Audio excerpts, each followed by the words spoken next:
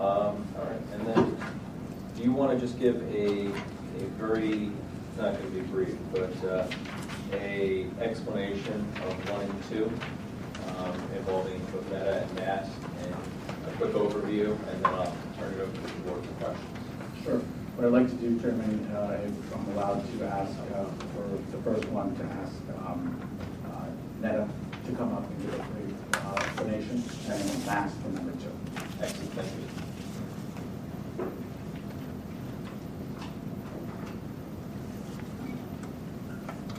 Through you, Chairman. Thank you, Matt.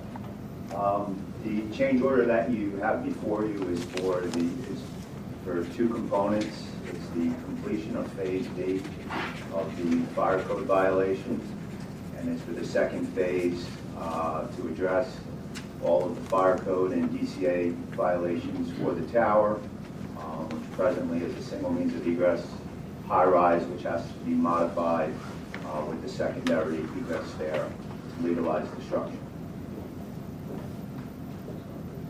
And so this is the continuation of the courthouse renovation project, correct? Yes, it is. All right, and this is, you know, we are, my understanding, I know this process has begun years ago. Just to reiterate, this process began because of fines levied to us by the state, and if we do not go forward with this project, we're getting shut down. Yes. This originally started, the original fines were assessed back in 2000. DCA then came back in 2005 and essentially told the county you had to shut down the courthouse tower and the courthouse due to fire code violations and also as being an unsafe structure. This goes back to 2006 where analysis was done on the building and the modifications to bring the building up to code to keep it occupied were broken down into 3 components. One of the components has already been completed. The second component would be the rotunda, and the third component would be the secondary means of egress stair inside the tower. Originally, this was designed as an exterior stairway, and due to cost implications, it was decided to move the stairway inside the building. Which then spurred the Which family then, courthouse project. exactly, which then spurred the family courthouse to replace the 6 courtrooms that would be destroyed by moving the stair inside the tower. If also, for the physical construction of the interior stairwell, by constructing the new courthouse, it's going to allow us to vacate the tower and be able to complete the work in a more timely manner. Hopefully during the first shift of work, there may be some second shift based on the lower courtroom, because we are going from the top of the building right down through the rear entrance lobby at the rear of the court building. Vice Chair? Was this amount, or the amount close to this, anticipated in the original resolution In the original resolution, from 2009 or 2010, referring to both resolutions on the agenda? was it anticipated in, I'm not quite sure I understand the full brevity of the You question. refer to this as a change order. Yes, When you say change order, It's that's actually- to me, that means that you're doing work that you had not Vice Chair? anticipated. Sorry to interrupt you, but for a point of clarification, this is not a change order? It's an amendment to the contract for additional services rendered in a new phase of this project with IMC. That's what I was getting at. yes. Yes. So what this essentially, So as a result, you anticipated that there would be these types of improvements needed to the property at this point in time? well, yes, we knew that these repairs had to be made to the building based on the DCA violations. The original intent of the project, based on the assignment judge at the time, Judge Barasonic, was to not interrupt the present building as it currently sat. He wanted to keep the building functioning as it always has. Hence, the stair was originally designed on the exterior of the building. When the project was priced out, it became cost prohibitive to the county to put the stair on the outside of the building. The freeholders then voted to put that portion of the project aside and then voted to construct the new family courthouse. Once the family courthouse is completed, it will allow us to vacate the tower and then redesign the project to be inside the building and address all of the fire code violations that DCA has presented to the county. So, the county is presently working right now from the original date of the violations back in 2000. You're going on approximately 15 years, which all the fire code violations have not been addressed. So it's something that needs to be done rapidly, and the timing of this is once the court building is completed, and then we can vacate the tower to come in and do the construction.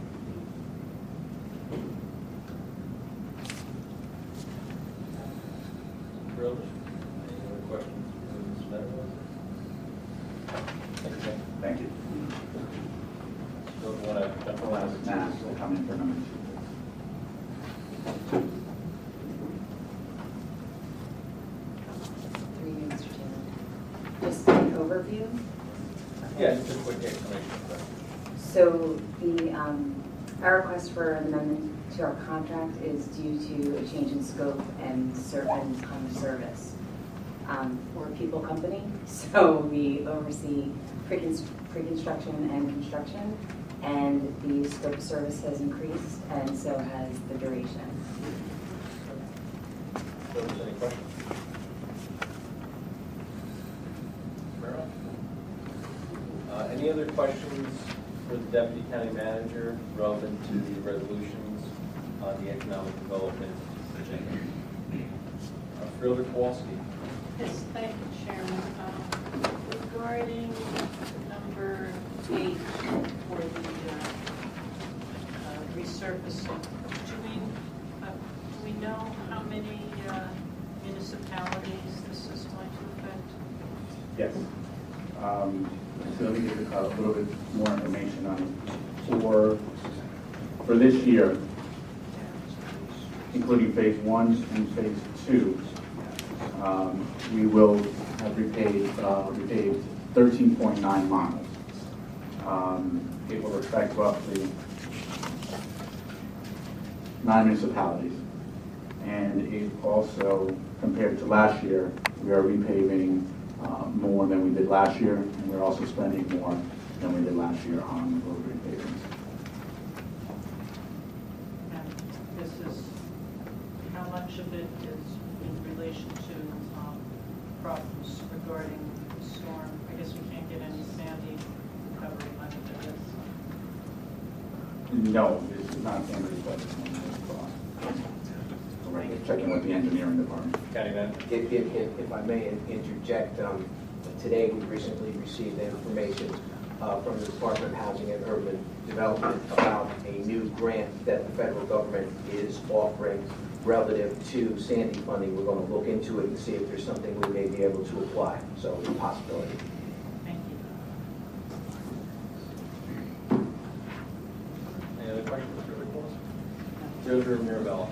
Thank you, Mr. Chairman. So, this 13.9 miles, this resurfacing program, how does that compare to other years? Is it roughly the same amount of time that we're trying to recover that resurface? It's an increase of almost 2 miles from the previous year, and it is one of the highest years we've had. Usually we try to do around 12 or so. Right. Okay, thank you. Any questions? Director, can you give a presentation regarding the improvements at Ashbrook? Ashbrook, sure. If I may, I'd like to ask Armando Sanchez to come up to explain. Thank you.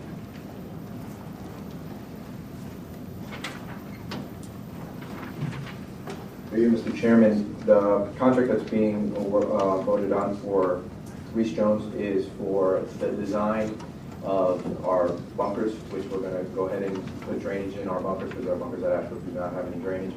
So we're also going to look at drainage on the golf course on 4 holes, which when we have heavy rains of an inch or 2 at one time, basically shuts down the golf course. So we're looking to look at designing a drainage system on those 4 holes so that we can continue to stay open right after the rainstorms, as well as there's several holes out on the golf course that we're going to look at irrigation as well to improve our irrigation system at Ashbrook. And this is